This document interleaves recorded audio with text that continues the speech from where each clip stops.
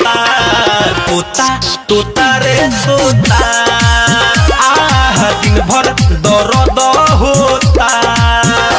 दांत लागल रहता अखिया जागल रहता जब से छोड़ के उ गइल मनवा पागल रहता तोता तोता रे तोता हो दिन भर दर्द होता।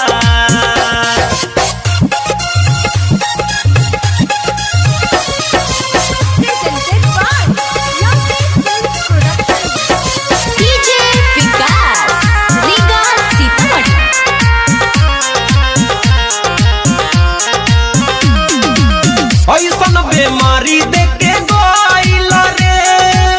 कवनो ना मिलता दवाई जियल मुश्किल भइल रे दिलवा के हाल का बताई अब ना जियल जाता रे अब ना पियल जाता रे अपने हाथे अपन फाटल दिल ना सियल जाता रे तोता तोता रे तोता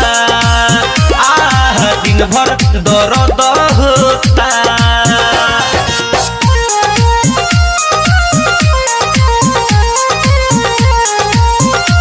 म्यूजिक बाय गौरव रोशन।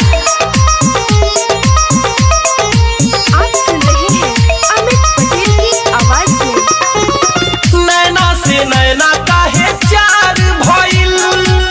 अखिए से काहे इजहार भइल रो रो के बानी अब तहार गइल उनके से काहे हमके प्यार भइल ले जा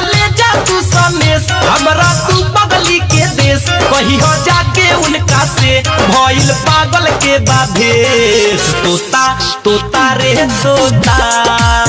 रे तोता दिन भर दर्द होता दांत लागल रहता अखिया जागल रहता जब से छोड़ के उ गइल मनवा पागल रहता तोता तोता रे तोता हो दिन भर दर्द